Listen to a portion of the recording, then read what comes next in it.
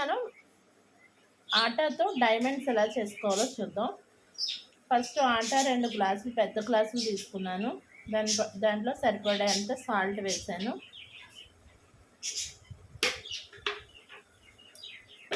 అనే సరిపడేంత కారం కూడా వేసాను.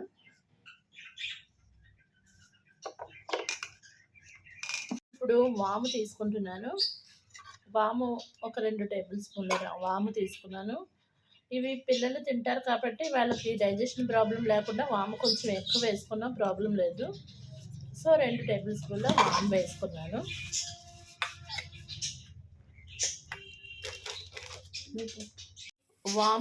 వాముతో పాటు నువ్వుపప్పు కూడా ఒక 2 టేబుల్ స్పూన్లు తీసుకున్నాను. నువ్వుపప్పు తీసుకోండి, చాలా టేస్టీగా ఉంటుంది.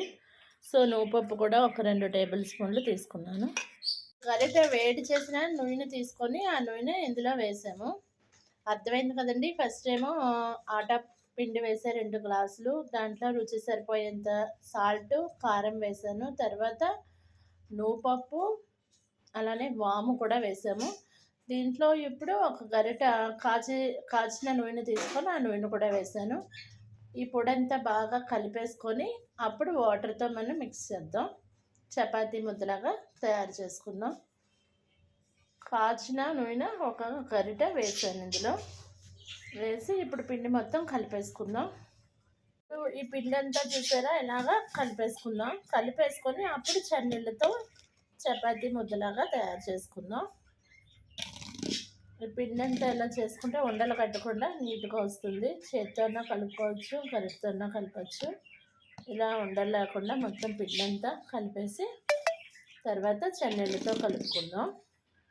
ఇప్పుడు మనం చన్నీళ్ళు తీసుకొని చన్నీళ్ళతో మనం చపాతీని ఎలా తయారు చేసుకుంటాం, చపాతీ తయారు చేయడానికి ఎలాగ కలుపుకుంటామో అలా ఈ పిండిని అంతా కలిపేసుకుందాము. ఇలా కలిపేసి ఉండలు లేకుండా సాఫ్ట్గా కలుపుకోవాలి. సేమ్ చపాతీ కలిపినట్టేను. పూరి చపాతీకి మనం పిండి ఎలా కలుపుకుంటామో అలాగా మెత్తగా కలుపుకోవాలి. మరీ హార్డ్గా కలపమాకండి. సో మెత్తగా పిండిని కలుపుకోవాలి. అలా అని జారుగా కలిపేసినా బాగుండదు. ఎక్కువ పిండి మళ్ళీ పైన యూజ్ చేస్తే ఏమవుతుందంటే మనం ఆయిల్లో డీప్ ఫ్రై చేసినప్పుడు ఆ పిండి అంతా బయటకు రాలిపోయి ఆయిల్ అంతా మట్టిగా తయారవుతుంది. అప్పుడు డైమండ్స్ అన్నీ నల్లగా వస్తాయి.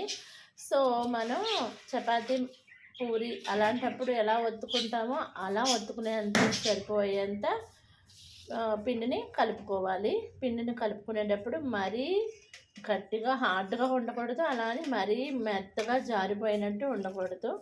అలాగా మధ్యస్థంగా కలుపుకోవాలి. మనం పూరీకి చపాతీకి ఎలా కలుపుతామో అలానే కలుపుకోవాలి. ఇప్పుడు మాత్రం చన్నీళ్ళే వాడండి. ఇందాక గోరువెచ్చని నూనె వాడేసాం కదా, ఇప్పుడు మాత్రం నీళ్ళతోనే కలిపేసుకోవటమే. పిండిని ఎలా కలిపేసామో ఇలా ముద్ద చేసేసి పక్కన పెట్టేసి ఒక మూత పెట్టేసి ఉంచేసుకుందాం. ఒక 10 నిమిషాలు నానబెట్టేసి అప్పుడు మనం చపాతీలా పలుచగా ఒత్తేసుకొని ఆయిల్లో డీప్ ఫ్రై చేసేసుకుందాం. అప్పుడు డైమండ్స్ రెడీ అయిపోతాయి. అయితే చాలామంది ఇది మైదా పిండితో చేస్తారు. అలా చేయొద్దండి, ఎందుకంటే పిల్లలకు మైదా పిండి తింటే మంచిది కాదు. అందువల్ల మీరు ఆటాతోనే చేయండి. ఆటా అయితే హెల్దీ కాబట్టి మంచిది. సో మీరు కూడా ట్రై చేస్తారా? అయితే ఇవి మళ్ళీ పూరీలా ఒత్తుకుని తర్వాత కట్ చేసుకొని తర్వాత డీప్ ఫ్రై చేయడం కూడా చూపిస్తాను. వీడియోని చూస్తూనే ఉండండి. ఇందులో స్మూత్గా మనం కలిపేసి మూత పెట్టేసుకున్నాం కదా, ఇప్పుడు తీసుకోవాలి. అయితే ఇలా చిన్న ముద్దలు చేసుకొని ఇలాగ చపాతీలాగా మొత్తం ఒత్తుకోవాలి. కొంచెం పలుచగానే ఒత్తుకోండి, బాగా వస్తాయి. ఇప్పుడు ఒక కత్తి తీసుకొని ఒక చాకు తీసుకొని దీన్ని డైమండ్స్ లాగా మనం కట్ చేసేసుకొని స్టవ్ మీద బాణలు పెట్టుకొని ఆయిల్ పోసి డీప్ ఫ్రైకి తగినంత ఆయిల్ వేసుకొని ఆయిల్ వెచ్చబడిన తర్వాత మనం చేసుకున్న ఈ డైమండ్స్ తీసుకుని వెళ్ళి ఆ బాణల్లో వేసి అవి 2 సైడ్లు కొంచెం కాగేటట్టు వేసుకోవాలి. సో అప్పుడు చాలా బాగుంటాయి డైమండ్స్. ఇలాగా వత్తేసుకున్న తర్వాత చాకు తీసుకొని మనం డైమండ్స్ లాగా కట్ చేసుకోవాలి. కట్ చేసుకొని బాణలి ఆయిల్ పెట్టుకొని డీప్ ఫ్రైకి తగినంత ఆయిల్ వేసుకొని మనం వీటిని డీప్ ఫ్రై చేసుకోవాలి.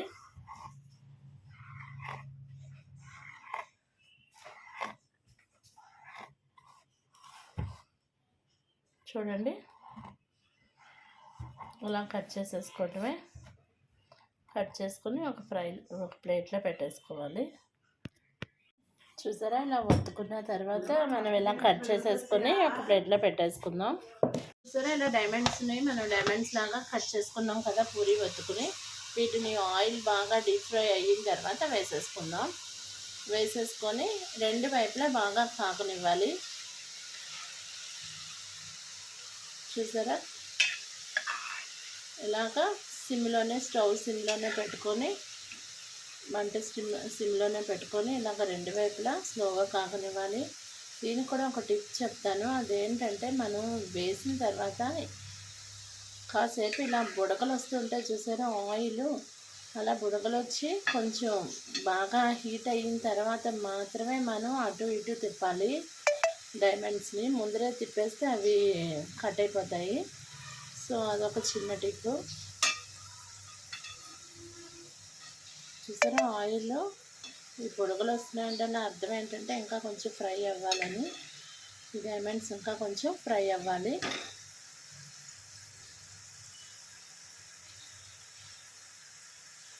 కొంచెం గోల్డెన్ బ్రౌనిష్ వచ్చిన తర్వాత తీసేయాలి. బాగా ఎర్రగా కాకపెట్టేసామనుకోండి, బయట తీసిన తర్వాత అవి బ్లాక్ కలర్లోకి వచ్చేస్తాయి. సో గోల్డెన్ బ్రౌనిష్ వచ్చిన తర్వాత మనం తీసేసుకొని ఆయిల్ లేకుండా చిల్లులు గరిటతో తీసేసుకొని వేరే దాంట్లో వేసేసుకుందాం. ఇలా డీప్ ఫ్రై అయిన తర్వాత మనం ఏం చేద్దామంటే ఇలా నెట్ దాంట్లో పెట్టి కింద ఒక గిన్నె పెట్టేసుకుందాం. ఏదైనా ఆయిల్ ఉన్నా గిన్నెలోకి వెళ్ళిపోతాయి. చూసారా ఎంత క్రిస్పీగా వచ్చాయో, చూడండి. చూసారా, చాలా టేస్టీగా ఉంటాయి. సో మీరు కూడా ఈ డైమండ్స్ ట్రై చేస్తారనుకుంటున్నాను. చూసారా, మీకు ఈ వీడియో నచ్చినట్లయితే ప్లీజ్ నా వీడియోస్ని మీ ఫ్రెండ్స్కి మీ రిలేటివ్స్కి షేర్ చేయండి. ప్లస్ నా ఛానల్ని సబ్స్క్రైబ్ చేయించండి. Thank you for watching my videos. Please like share. చెప్తున్నాను, ముందర ఆటా తీసుకున్నాను. ఆటాలో తగినంత సాల్టు, కారం, వాము ప్లస్ నువ్వుపప్పు వేసాను. దాన్ని ఫస్ట్ గోరువెచ్చని నూనె తీసుకొని ఒక 2 గరిటెలు అవి వేసి దాంతో మొత్తం పిండి అంతా కలిపేసాను. తర్వాత చన్నీళ్ళు తీసుకొని దానిలో ఇలా మనం పూరీకి చపాతీకి ఎలా కలుపుకుంటామో అలా కలుపుకొని ఇలా ముద్దలా పెట్టేసి మూత పెట్టేసాను. ఒక 10 నిమిషాల తర్వాత ఇలాగ ఒక చిన్న ముద్దలు తీసుకొని ఇలాగ మూత పెట్టేసిన ప్లేట్ మీదే ఇలా చిన్న ముద్దలు తీసుకొని దీన్ని ఇలాగా పూరీలాగా ఒత్తుకుంటున్నాము. చపాతీలాగా పెద్దగా ఒత్తుకుని దాని తర్వాత దాన్ని ఇలాగా చాకుతో డైమండ్స్ లాగా కట్ చేసేసుకుని ఆ డైమండ్స్లా కట్ చేసేసుకున్నవన్నీ ఇలాగా ఒక ప్లేట్లో వేసేసుకుని తర్వాత ఒక బాణల్ తీసుకొని బాణల్లో ఆయిల్ డీప్ ఫ్రై తగినంత ఆయిల్ పెట్టుకుని ఈ కట్ చేసినవి డైమండ్స్ ఇందులో మనం వేసేసుకోవాలి. అవి కొంచెం కలిసున్న తర్వాత ఆయిల్లో ఫ్రై అయిన తర్వాత అవి విడిపోయి ఒక్కొక్కటే అయిపోతాయి. సో కొంచెం మొత్తగా పడినా ఏం పర్వాలేదు. అవి వేడి నూనెలో కాగిన తర్వాత అవి సపరేట్ అయిపోతాయి. సో మనం ఇలాగా ఫ్రై చేసేసుకున్న తర్వాత రెండు వైపులా కూడా కాల్చుకోవాలి. ఇలాగ బాణల్లో వేసుకున్న తర్వాత ఇలా అన్నీ కొంచెం బాగా ఫ్రై అవుతూ ఉన్నదని అనిపిస్తుంది. ఇలా బుడగలు కొంచెం ఆయిల్లో తక్కువైనప్పుడు మనకు బాగా ఫ్రై అవుతున్నట్టు తెలుస్తుంది. అప్పుడు మనం రెండో సైడ్ కూడా ఇలాగ కలుపుకుంటే రెండు సైడ్లు కూడా బాగా కాగుతుంది. సో అప్పుడు డైమండ్స్ టేస్టీగా ఉంటాయి. రెండు వైపులా మనం ఫ్రై చేసుకుంటేనే టేస్టీగా ఉంటాయి. సో ఇలా ఫ్రై చేసుకున్న తర్వాత వీటిని అన్నిటిని తీసుకుని ఇలా ఒక నెట్టెడ్ దాంట్లో వేసేసేయాలి. వేసేసి చూడండి ఎంత క్రిస్పీగా ఉన్నాయో.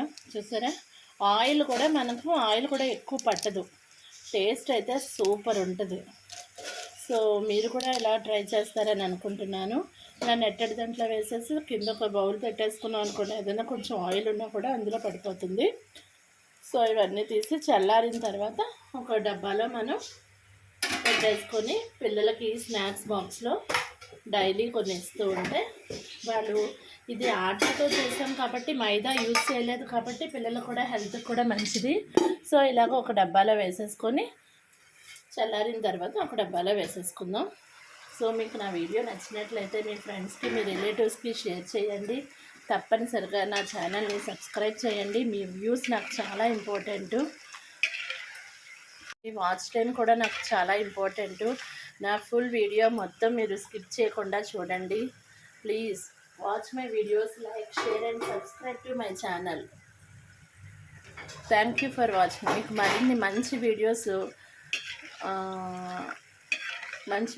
అందించడానికి ట్రై చేస్తాను. మీ వాల్యుబుల్ అయిన టైంని నా వీడియోస్కి కూడా కొంచెం స్పెండ్ చేయండి. నా వీడియోస్ వాచ్ టైం పెంచితే నేను ఉత్సాహంగా మరిన్ని వీడియోస్ తయారు చేయడానికి ఉంటుంది. So please like, share and subscribe to my channel. Thank you.